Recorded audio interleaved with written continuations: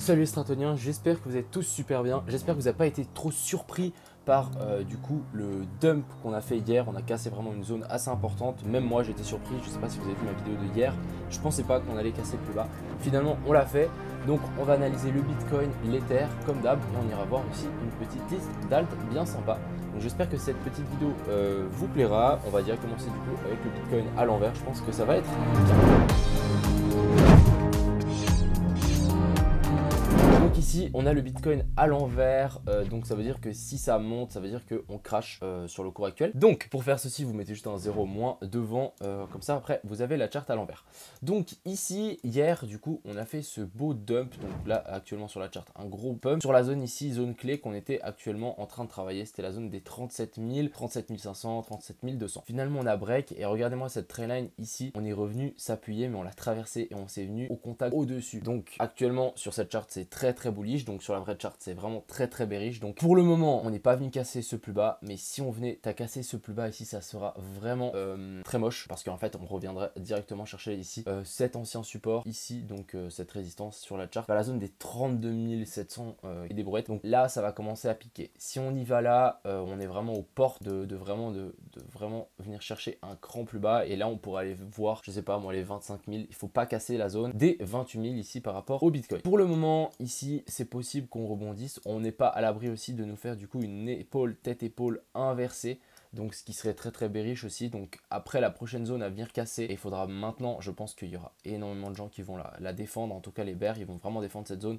ce sera la zone des 37 800 à venir chercher. Si on n'arrive pas à casser cette zone, ça nous fera une épaule tête-épaule inversée, et du coup bah ça fera une épaule tête-épaule sur la vraie chart, et ça sera très mauvais. On va du coup passer sur la chart actuelle. Donc ici on a ces deux trendlines ici, donc hier on les a brisés, on a traversé ça comme dans du beurre. On est vraiment ici, je pensais vraiment que ça allait tenir, finalement ça n'a pas tenu, on a cassé par le bas, on est en train de faire support ici. Donc maintenant c'est important, soit on rebondit sur cette zone, on peut faire une épaule tête-épaule, ce qui serait vraiment très mauvais, vraiment très mauvais, soit on rebondit à partir de là et on arrive à sauver, de faire 3 plus bas toujours plus haut, soit ça lâche directement et on vient chercher directement du coup la zone des 33 000, et à ce moment là on sera vraiment aux portes de chercher plus bas. Donc il faudra faire attention, on est toujours dans le range, il faut faire attention de pas trop s'emballer, on est toujours entre un range entre les zones des 40 000 et ici en bas la zone des 33 000. Tant qu'on n'a pas une direction par le haut ou par le bas, clairement c'est dans un range. Il faut aussi prendre en compte que ça peut aussi se dessiner ici, regardez, ça commence même, c'est vraiment très moche, énorme tête épaule tête épaule avec ici la neckline. Ça aussi c'est extrêmement mauvais, et vraiment ça pourrait nous amener vraiment très bas, la zone des 20 000. Et je trouve que si on y va, ça remettra en cause énormément de choses par rapport au bull run, par rapport à tout ça. Donc va falloir faire attention et va falloir surveiller ça, parce que vraiment si on va chercher plus bas, je pense que officiellement genre le bull run ça sera plus, c'est déjà pas le même que les autres années, mais là ça va changer vraiment la donne.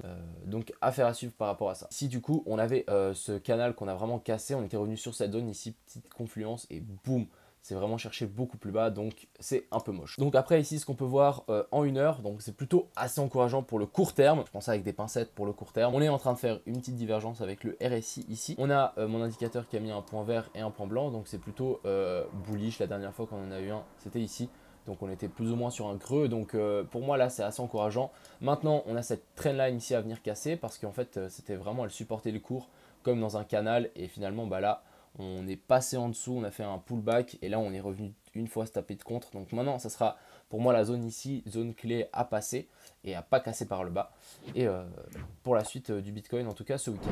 Donc ici je vais prendre le même schéma que sur le Bitcoin, donc je suis en délié sur l'Ether à l'envers. Donc par contre là on peut voir que c'est vraiment très moche ce qu'il est en train de nous faire, mine de rien.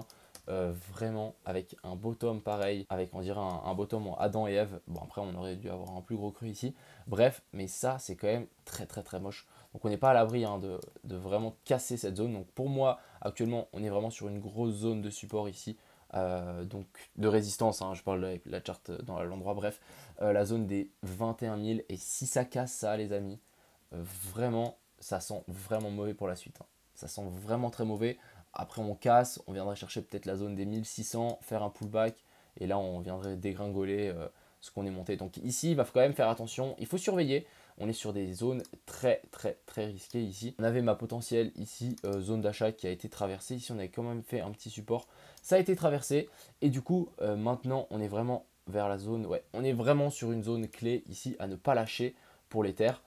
Si ça lâche, bon bah vraiment, je pense qu'on pourra vraiment dégringoler et ça sera directement la zone, je dirais, ouais, la zone des 1600, hein, comme ce que j'ai dit avant, par là autour, à mon avis, qui sera le prochain support. On a aussi un petit support par là, mais à mon avis, donc ici aussi on a un petit support vers la zone des 1950, mais à faire très attention. Ici on a le BNB, on a cassé aussi cette jolie zone de support, on est revenu un peu plus bas, on a cassé cette trendline, ça sent mauvais quand même, je trouve, ça commence vraiment à sentir mauvais, mine de rien. Il va quand même faire attention, il va falloir faire attention en ce moment. En tout cas, ici, on a le BNB, donc il s'est venu s'appuyer sur la zone des 330. Si on est à lâcher, on ira directement à la zone des 300. Après, je pense que les alts, ça suit quand même énormément le BTC. Donc, pour le moment, regardons le BTC et l'Ether. Et je pense qu'il y a plus ou moins tout qui colle. Chiliz, pareil, on s'est fait encore repousser du coup par cette grosse zone ici qui est vraiment une zone dure, la zone des 0,33.